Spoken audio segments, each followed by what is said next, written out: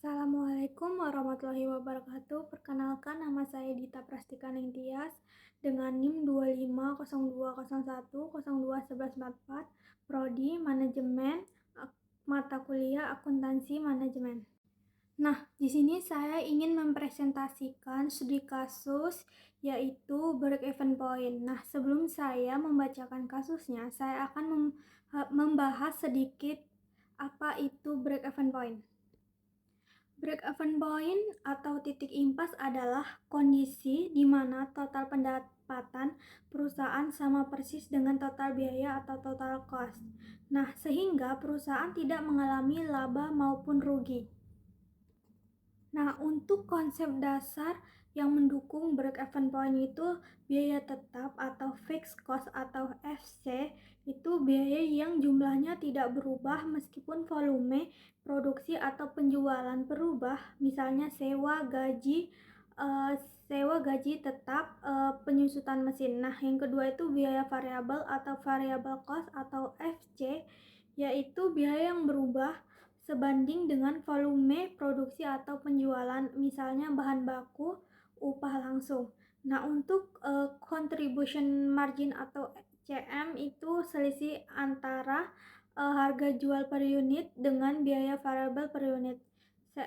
Contribution margin inilah yang digunakan untuk menutupi biaya tetap, dan setelah biaya tetap tertutup, sisanya menjadi laba. Nah, untuk rumusnya itu CM per unit sama dengan harga jual dikurang biaya variabel per unit. Nah, untuk contribution margin ratio atau CM ratio itu proporsi CM terhadap harga jual menunjukkan berapa persen dari setiap rupiah penjualan yang tersedia untuk menutupi biaya tetap dan menghasilkan laba. Nah, untuk rumus break-even point unit itu biaya tetap dibagi CM per unit. Nah, untuk break-even point rupiah itu biaya tetap dibagi CM ratio.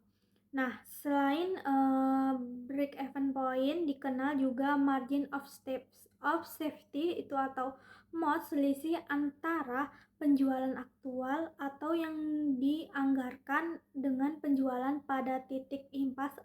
MOS menunjukkan seberapa besar penjualan boleh turun sebelum perusahaan mulai merugi. Dan untuk target laba, rumus BEP itu dimodifikasi dengan menambahkan target laba ke biaya tetap. Nah, untuk target laba sama dengan biaya tetap ditambah target laba dibagi CM per unit. Nah, di sini saya akan membacakan studi kasusnya, yaitu PT Maju Bersama merupakan perusahaan yang memproduksi smart cafe maker. Dalam beberapa tahun terakhir, perusahaan mengalami persaingan yang semakin ketat. Sebagai manajemen ingin mengevaluasi tingkat penjualan minimum agar perusahaan tidak mengalami kerugian. Nah, berikut data keuangan perusahaan tahun 2026. Nah, untuk keterangannya itu ada harga jual per unit. Nah, harganya itu 500.000, biaya variabel per unitnya itu 320.000, biaya tetap per tahunnya itu 900 juta. Nah, untuk penjualan aktualnya itu 7.000 unit. Nah, manajemen memiliki beberapa rencana bisnis, yaitu tahun depan perusahaan menargetkan laba sebesar 540 juta. Nah, itu ada tim pemasaran mengusulkan penurunan harga jual sebesar 5% agar volume penjualan meningkat. Terakhir ada bagian produksi mengusulkan penggunaan bahan baku alternatif sehingga biaya variabel dapat turun menjadi 295.000 per unit. Namun, perusahaan harus membeli mesin baru yang menyebabkan biaya tetap naik menjadi 1.050 juta. Sebagai akuntan manajemen, Anda diminta melakukan analisis untuk membantu pengambilan keputusan perusahaan. Nah, untuk pertanyaannya itu hitunglah contribution margin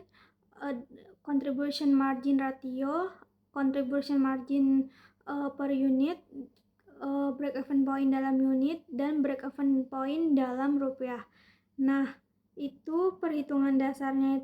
Untuk datanya terlebih dahulu ada harga jual per unit itu 500.000, biaya variabel per unit itu 320.000, biaya tetap penjual per tahun itu 900 juta dan penjualan aktualnya itu 7.000. Nah, untuk yang pertama itu kita jawab contribution margin per unit itu CM sama dengan 500.000 dikurang 320.000 sama dengan 180.000 per unit. Nah, untuk contribution margin ratio CM ratio sama dengan 180.000 dibagi 500.000 sama dengan 0,36 menjadi 36%. Nah, break even point dalam unit itu sama dengan 900 juta dibagi 180.000 sama dengan 5.000 unit. Dan break even point dalam rupiah 900 juta dibagi 0,36 menjadi 2.500.000.000 juta. Artinya perusahaan harus menjual minimal 5.000 unit atau setara 2,5 miliar agar tidak rugi. Nah, untuk soal yang nomor 2 itu berdasarkan penjualan aktual sebesar 7.000 unit, hitunglah margin of safety atau MOS dalam unit dan margin of safety dalam rupiah, margin of safety dalam ratio, kemudian jelaskan arti hasil tersebut bagi kondisi perusahaan. Nah, kita jawab terlebih dahulu margin of safety dalam unit itu MOS sama dengan 7.000 dikurang 5.000 sama dengan 2.000 unit. Nah, MOS dalam rupiah itu penjualan aktual sama dengan 7.000 dikali 500.000 sama dengan 3.500.000 juta. Dan MOS rupiah itu 3.500.000 juta dikurang 2.500.000 juta sama dengan 1 miliar. Nah, untuk MOS ratio itu sama dengan 7.000 dibagi 2.000 sama dengan 28,57%. Nah, untuk interpretasi bagi perusahaan itu angka MOS sebesar 28,57% berarti penjualan PT Maju Bersama boleh turun hingga 28,57% dari level aktual 7.000 unit sebelum perusahaan mulai mengalami kerugian karena presentasi ini cukup besar, lebih dari 25%. Perusahaan berada dalam posisi yang relatif aman atau sehat terhadap resiko penurunan penjualan akibat persaingan yang semakin ketat. Namun, manajemen tetap perlu waspada karena persaingan bisa menekan volume penjualan mendekati titik impas. Nah, yang nomor 3 itu perusahaan menargetkan laba sebesar 540 juta pada tahun depan. Nah, hitunglah jumlah unit yang harus dijual untuk mencapai target laba. Yang B itu nilai penjualan atau rupiah yang harus dicapai. Nah, saya akan menjawab yang terlebih dahulu yang A, jumlah unit yang harus dijual untuk mencapai target laba yaitu unit sama dengan FC ditambah target laba dibagi CM per unit sama dengan 900 juta ditambah 540 juta dibagi 180.000 sama dengan 1.440 juta dibagi 180.000 sama dengan 8.000 unit. Nah, yang nilai penjualan atau rupiah, penjualan sama dengan 8.000 dikali 500.000 sama dengan 4 miliar. Nah, untuk CM ratio itu 1.440 juta dibagi 0,36 sama dengan 4 miliar. Nah, artinya dibanding penjualan aktual tahun ini 7.000 unit, PT Maju Bersama perlu menambah penjualan sebanyak 1.000 unit, naik 14,3% untuk mencapai target laba 540 juta tahun depan. Nah, bisa kita lihat grafik break even point dan target laba PT Maju Bersama. Target labanya itu 540 juta itu 8.000 unit. Nah, Grafik di atas memperlihatkan titik potong garis pendapatan biru atau garis biaya total yang warna orange itulah break-even point pada 5.000 unit dibagi 2,5 miliar. Nah, terlihat juga posisi penjualan aktual 7.000 unit sudah berada di zona laba dan target penjualan untuk laba 540 juta itu 8.000 unit. Nah, untuk yang soal nomor 4 itu analisis dampak apabila perusahaan menurunkan harga jual sebesar 5%, sedangkan biaya variabel dan biaya tetap. Nah, data barunya itu harga jual sama dengan 500.000 dikali 95% sama dengan 475.000, sedangkan biaya variabel dan biaya tetap. Nah, untuk contribution margin per unit itu CM per unit sama dengan 475.000 dikurang 320.000 sama dengan 155.000. Nah, untuk CM rasionya itu 155.000 dibagi 475.000 sama dengan 32,63%. Nah, untuk break even point dalam unit itu 900 juta dibagi 155.000 sama dengan 5.807 unit dibulatkan ke atas. Nah, untuk break even point dalam rupiah itu 900 juta dibagi 0,3263 kurang lebih 2.258.066.516 rupiah. Nah, dibandingkan kondisi awal, break-even point naik dari 5.000 unit menjadi 5.807 unit.